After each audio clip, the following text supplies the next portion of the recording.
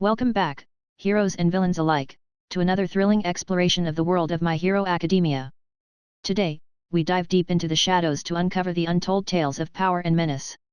Join us as we unveil the top 10 strongest villains that Deku, our beloved protagonist, never faced in battle. From the cunning minds of the League of Villains to the enigmatic figures lurking in the shadows, these adversaries possess power beyond measure, challenging the very essence of heroism. But amidst the chaos and turmoil, one question lingers: what if Deku had crossed paths with these formidable foes? How would he fare against their relentless onslaught? Prepare yourselves for a journey into the heart of darkness, where heroes are tested and villains reign supreme. Stay tuned as we unravel the mysteries and mayhem of My Hero Academia's most powerful adversaries. Don't miss out on the action. Hit that subscribe button and ring the notification bell to stay updated on all things hero and villain. Until next time, remember, in a world where strength defines destiny, who will rise and who will fall remains to be seen. So let's begin.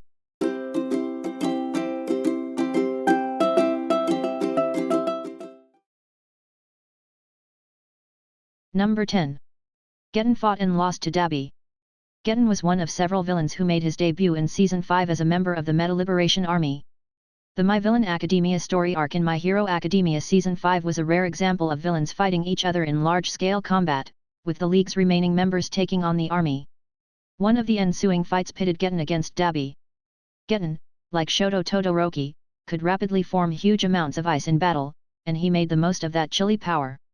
He skated around the battlefield to evade the worst of Dabi's attacks, and he did impressively well considering who he was up against.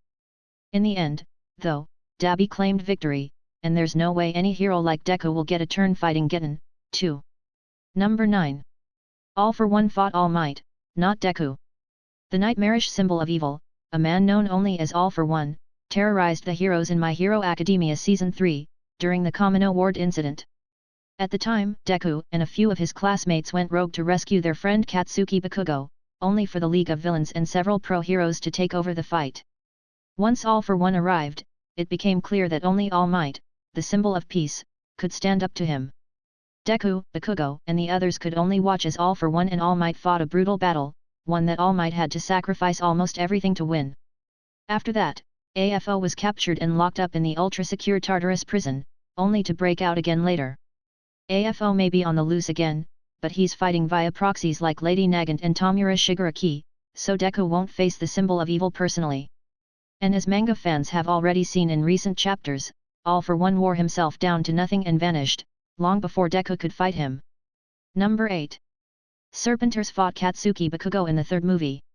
The current trio of My Hero Academia movies introduced a variety of tough new villains for the pro-heroes and UA's top students to fight, such as the members of the Humorize organization. In My Hero Academia, World Heroes Mission, the shonen trio of Deku, Katsuki Bakugo, and Shoto Todoroki fought Humorize's top 3 members in 3 duels. Deku fought Fleck Turn, Humorize's leader, meaning it fell to Bakugo and Shoto to fight the other 2 villains alone. While Shoto battled the water-oriented Leviathan, Bakugo clashed with the sinister villain Serpenters, whose quirk allowed him to throw around long, bladed appendages. The villain identity Serpenters was shared by twin brothers named Ena and Dio, a rarity among villains. Number 7. It was Endeavor who fought the hooded Nomu. The lab-grown Nomu were first introduced back in My Hero Academia's first season, with Tomura Shigaraki bringing along a Nomu to fight All Might at USJ. Later on, another, even stronger Nomu arrived, known as Hood, or the hooded Nomu. It was so powerful, that it briefly knocked out Endeavor, the newly minted number 1 pro-hero. There was no chance for Deku and his classmates to rush over to the battlefield and support Endeavor. No one from UA got involved in that fight, instead, it was Endeavor and his admirer Hawks who fought to protect civilians from the hooded Nomu. After Endeavor finally went plus ultra, the day was saved with no help necessary from Deku and his friends. Number 6. Twice lost his life to Hawks the pro-hero. Few UA students met the villain Twice or saw his quirk in action, it was mainly other villains and the pro-heroes who faced him in battle, and Deku never got anywhere near fighting Twice. One of Twice's first serious fights took place in the My Villain Academia arc when Twice had a rare quirk awakening, using his turbocharged quirk to perform the Sad Man's Parade technique. Then, in My Hero Academia's 6th season, Twice fought the pro-hero Hawks, who was outed as a double agent. Twice fought with all his might, but a determined Hawks defeated and killed him, forever robbing the Meta Liberation Front of twice precious awakened quirk. Hawks paid a heavy price for that victory when Dabi arrived, but the job was done, and now Deku never has to worry about facing Sad Man's parade in battle. Number 5. Class 1A defeated Chimera together. The second feature-length movie in the franchise, My Hero Academia, Heroes Rising, introduced a small but deadly team of villains, including the leader, 9. Deku and his strongest classmates fought heroically to defeat 9 and his limited all-for-one power, but not even Deku could fight everyone at once. 9's 3 allies faced Deku's various classmates instead.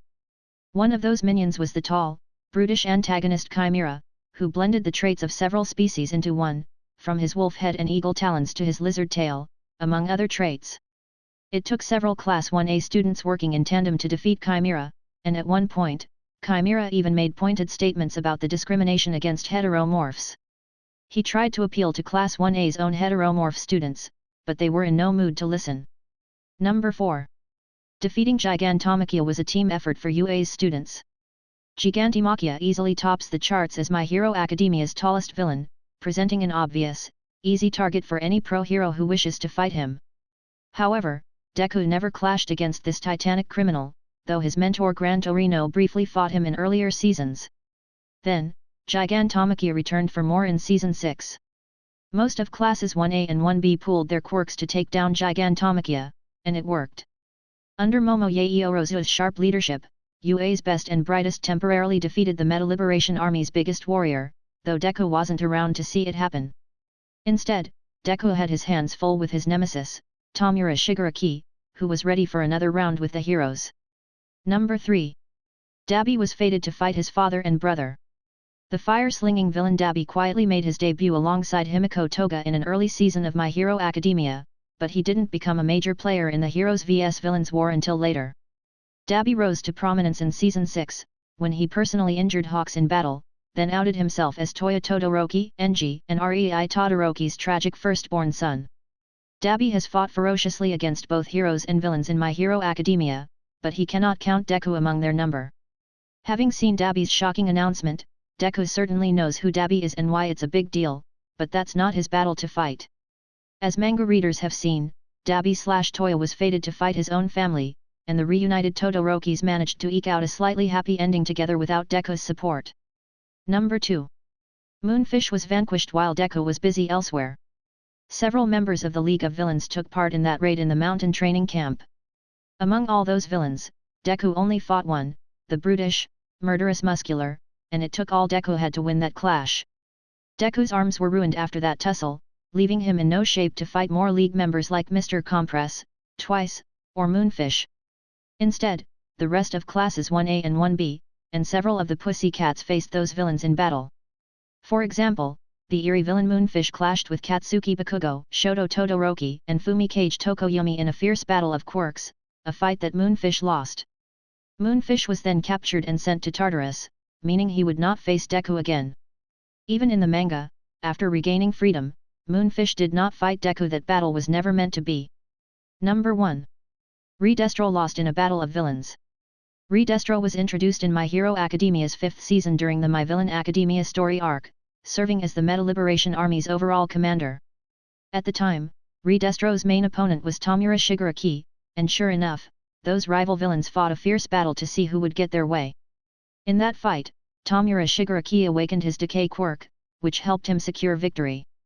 Ever since then, Redestro has served alongside Tomura as a major figure in the Paranormal Liberation Front, and he has done little to no fighting in that time.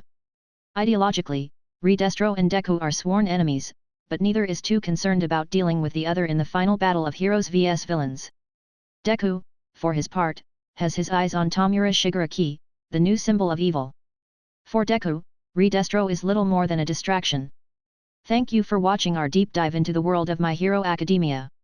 If you're hungry for more, don't forget to hit that subscribe button and turn on notifications so you never miss an update. Now that we've explored the incredible strength of villains in My Hero Academia, let's keep the conversation going. Drop a comment below with your thoughts on which villain you wished Deku had faced off against. And if you're craving more My Hero Academia content, check out our other videos right here.